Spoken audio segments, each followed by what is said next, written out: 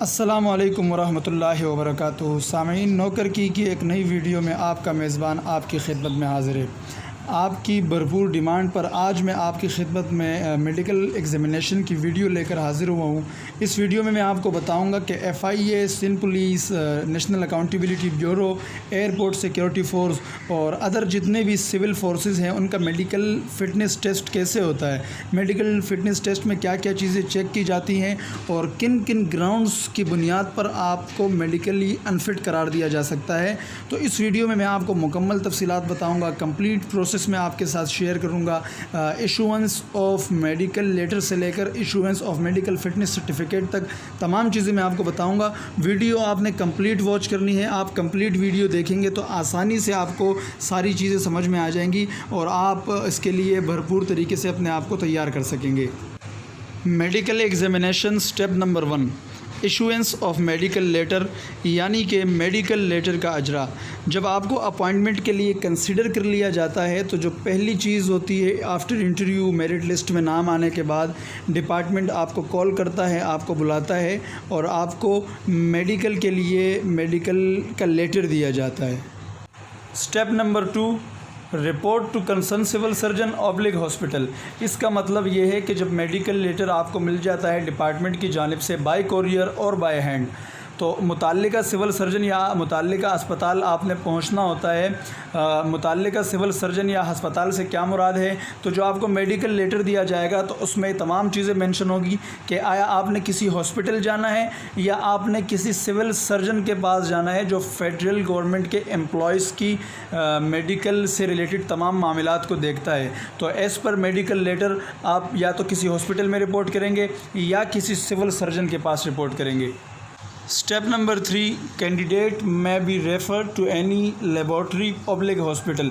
अगर आपको जो डिपार्टमेंट की तरफ से लेटर मिला है, अगर उसमें किसी सिविल सर्जन के पास रिपोर्ट करने का आपको बोला है, तो जब आप वहाँ रिपोर्ट करेंगे तो सिविल सर्जन आपके मेडिकल लेटर को देखते हुए आपको किसी करीबी हॉस्पिटल या जो कंसर्न हॉस्पिटल होता है या जो उनकी रजिस्टर्ड लेबॉर्ट्री होती है उनके जो है राब्ते में, तो वहाँ आपको रेफ़र कर दिया जाता है मज़ीद जो है लेबॉर्ट्री टेस्ट वगैरह के लिए। और अगर आपको जो लेटर दिया गया है उसमें आपको किसी हॉस्पिटल रेफ़र किया गया है डिपार्टमेंट की जानिब से, तो फिर आपको मज़ीद किसी लेबॉर्ट्री या अस्पताल रेफ़र नहीं किया जाएगा, बल्कि उसी हॉस्पिटल में आपकी तमाम मेडिकल से रिलेटेड जितने भी टेस्ट होंगे वो होंगी। लेकिन अगर सिविल सर्जन की जानिब आपको रेफ़र किया गया है तो आपको किसी हॉस्पिटल या किसी लेबॉर्ट्री रेफ़र कर दिया जाएगा।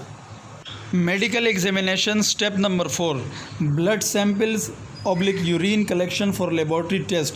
जब आप किसी लेबॉर्ट्री में रिपोर्ट करेंगे as per direction given by concern doctor और कंसर्न सिविल सर्जन, तो आपके खून के नमूने और पेशाब का सैंपल लिया जाएगा लेबॉर्ट्री टेस्ट के लिए।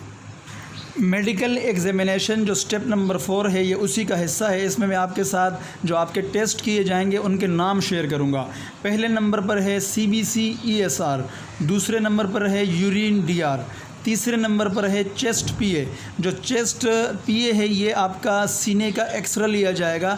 इसका आपके ब्लड टेस्ट और यूरिन टेस्ट से कोई ताल्लुक़ नहीं है, ये एक एडिशनल टेस्ट होता है जो ब्लड टेस्ट और यूरिन टेस्ट के अलावा होता है। चौथे नंबर पर है RBS, पाँचवें नंबर पर है ICT HBS AG और 6 नंबर पर है ICT HCV। अब ये टेस्ट क्या होते हैं, किस पर्पज़ के लिए होते हैं, इस वीडियो में अगर आपको मैं ये समझाने लग गया तो वीडियो काफ़ी लंबी हो जाएगी। तो जो टेस्ट नेम मैंने आपके साथ शेयर किए हैं, अगर आपने इनको समझना है, इनकी मीनिंग्स को, इनके पर्पज़ को, तो आप ये नाम गूगल में सर्च कर सकते हैं, तो वहाँ पर आपको तमाम डिटेल्स मिल जाएंगी। अगर आपको किसी प्राइवेट लेबॉर्ट्री या प्राइवेट हॉस्पिटल रेफ़र किया गया है तो आपकी रिपोर्टें आने में ज़्यादा से ज़्यादा 1 दिन लगता है। नेक्स्ट डे जाकर आप अपनी रिपोर्टें वहाँ से कलेक्ट करें और कंसर्न हॉस्पिटल या कंसर्न सिविल सर्जन के पास जाकर अपनी रिपोर्टें जमा करवा दें और अदर प्रोसेस आपका वहाँ से स्टार्ट होगा जो आपको मैं नेक्स्ट स्टेप में बताऊँगा। लेकिन एक बात याद रखिएगा कि आपको जब रिपोर्ट्स वगैरह मिल जाती हैं आपके ब्लड टेस्ट, यूरिन टेस्ट वगैरह की, आपके एक्सरे वगैरह, तो आपने एनवलप को ओपन नहीं करना, बल्कि एज़ इट इज़ जैसे आपको रिपोर्ट्स वहाँ से मिलती हैं आपने एज़ इट इज़ जाकर वहाँ पर सबमिट करवा देनी है।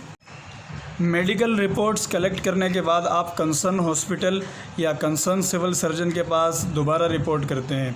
रिपोर्ट करने के बाद अपनी रिपोर्ट सबमिट करवाने से पहले जब आप वहाँ पर रिपोर्ट करते हैं तो आपकी मेडिकल एग्ज़ामिनेशन का जो स्टेप नंबर 5 है उसमें आपकी height and chest measurement again दोबारा चेक की जाती है।